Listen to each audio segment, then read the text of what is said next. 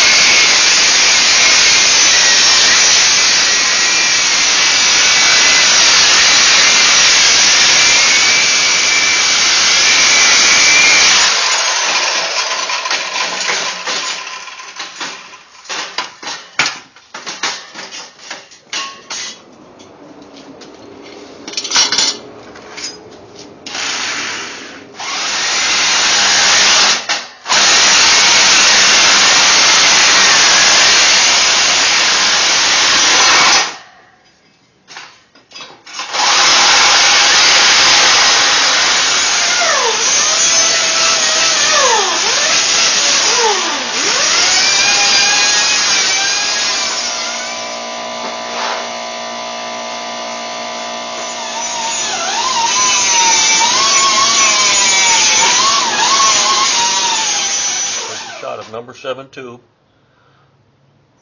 in its original position in the collector where I want it to be. Number 7 was actually the top tube, so there's another tube below that. You can see the difference in clearance we're going to have. Much better. Alright, doing a little bit of work. Fixing these dents on the bottom of the two bottom tubes. That one's done, and that's what it looked like before. So, not perfect, but good enough for this job. This is not a show truck, although it's a nice truck. But this is a driver. So what I did was, let's see if I can show you. Boom. There you go. Find yourself a nice solid piece of pipe that you have that you can slide inside. Use that to start, just pound it in. Brace the tube against a post or something in your shop. Pound it in. I found a pipe worked pretty good, because then I found another piece of pipe that I slid inside of it, to work myself out closer to the end. So a tip is, put a piece of tape on the tubing that you're working on.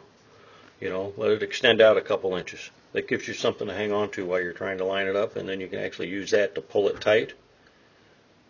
Line it up the angle you want, and press the tape tight. Look at that. It's not perfectly round, but this is not a performance setup, so that's perfectly good enough to tack together. Alright, I've got 1 and 7 tacked in. Terrible looking tacks. I did not have enough light to see what I was doing.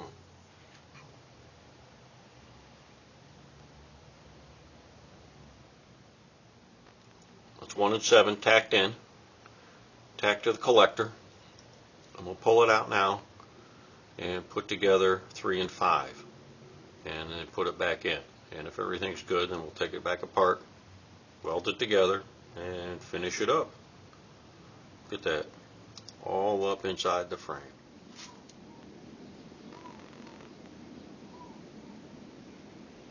Alright, there's the driver's side with 1 and 7 tacked in. I took 4.5 inches out of number 7. Welded it back together, pretty much. Boom, that located the collector there. I took 3.5 inches out of number 1, and that was actually turned out to be a little bit too much. So I had to kind of, a little bit of a funky angle on that, but that's fine. That will not interfere with the flow. So I'm going to do 5 next. I'm going to cut it here. I'm going to cut out 3 inches, and then we're going to fit this tube back on you know, put it all back together with tape until I'm certain it's exactly what I want. So we'll make a cut here and here, and then we'll wait until those pieces are in, then we'll determine this piece here. And then we'll do the same. All right, there's number 5 tacked in.